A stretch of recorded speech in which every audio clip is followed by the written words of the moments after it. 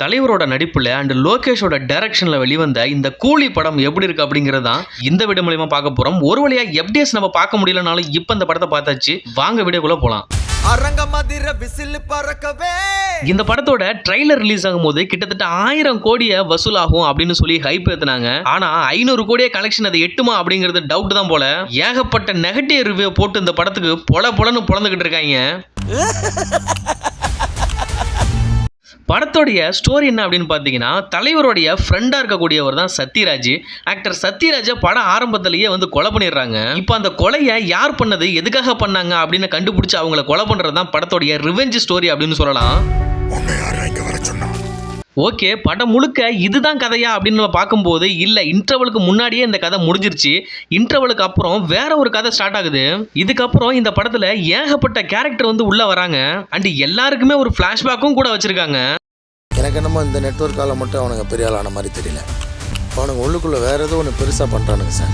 And அது மட்டும் இல்லாமல் இந்த படத்தில் மோனிகா சாங்குன்னு ஒன்று இருந்துச்சு பார்த்தீங்களா, அந்த சாங்குக்கும் இந்த படத்துக்கும் சம்மந்தமே இல்லை அப்படிங்கிற மாதிரி தான் இருந்துச்சு. அண்ட் அந்த சாங்குக்கு மட்டும்தான் அவங்க வராங்க, அந்த படத்துக்கும் அவங்களுக்கும் வேற சம்மந்தமே இல்லை. அண்ட் இந்த படத்தில் எனக்கு பிடிச்ச 2 முக்கியமான விஷயம் என்ன அப்படின்னு பார்த்தீங்கன்னா, ஒன்று அனிருத்தோட பிஜிஎம் இந்த படத்துக்கு ரொம்ப சப்போர்ட்டாக இருந்துச்சு. 2வது ஸ்ருதியோட ஆக்டிங் சும்மா வேற லெவலில் இருந்துச்சு அப்படின்னு தான் சொல்லணும். சத்யராஜோட பொண்ணா தான் நடிச்சிருக்காங்க. பட் ஆரம்பத்தில் சத்யராஜோட பொண்ணா இருந்தாலும் கிளைமாக்ஸில் வந்து ரஜினியோட பொண்ணு அப்படிங்கிற மாதிரி காமிக்கிறாங்க. இருந்தாலும் படம் ஆரம்பத்துல இருந்து எண்டு வரை இவங்களோட நடிப்பு வந்து இந்த படத்துக்கு சரியான கேரக்டர் அப்படின்னு தான் சொல்லணும். இந்த படத்தோட வில்லனை பத்தி சொல்லணும் அப்படின்னு பாத்தீங்கன்னா, நாகார்ஜுனா தான் வில்லனா காமிக்கிறாங்க படம் ஆரம்பத்துல. ஆனா சைடுல உள்ள எல்லா கேரக்டருக்குமே ரொம்ப முக்கியமான சீனை கொடுத்து ரொம்பவுமே பில்டப்பும் காமிச்சிருக்காங்க. அதனால யாரு தான் வில்லன் அப்படிங்கிற மாதிரி நமக்கே கன்ஃபியூஸ் ஆகிற மாதிரி எல்லாருக்குமே அந்த அளவுக்கு பில்டப் கொடுத்துருக்காங்க.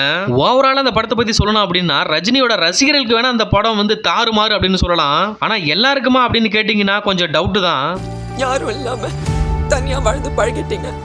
கடைசியாக அந்த படத்தில் கிளைமேக்ஸில் வர ஒரே ஒரு சீனை கண்டிப்பாக நான் சொல்லி ஆகணும். லோகேஷோட எல்லா படங்கள்லையும் வர மாதிரியான கிளைமேக்ஸும் ஒரே மாதிரியே இருக்குது. அதே மாதிரி தான் இந்த படத்துலையும். விக்ரம் படத்தில் சூர்யா வச்சு ரோலக்ஸ்னு ஒரு சீனை பண்ண மாதிரி இந்த படத்துலையும் அமெரிக்கானை வச்சு ஒரு சீன் பண்ணியிருக்காங்க. ஆனால் அந்த அளவுக்கு இது இருந்துச்சா அப்படின்னு கேட்டிங்கன்னா சத்தியமாக கிடையாது. இந்த படம் நான் பார்க்காம இருந்தீங்கன்னா கண்டிப்பாக பார்க்கக்கூடிய ஒன் டைம் வாட்சபிள் மூவி தான். மிஸ் பண்ணாமல் பாருங்கள். அந்த வீடியோ பிடிச்சா லைக் பண்ணுங்கள், ஷேர் பண்ணுங்கள். தேங்க்யூ.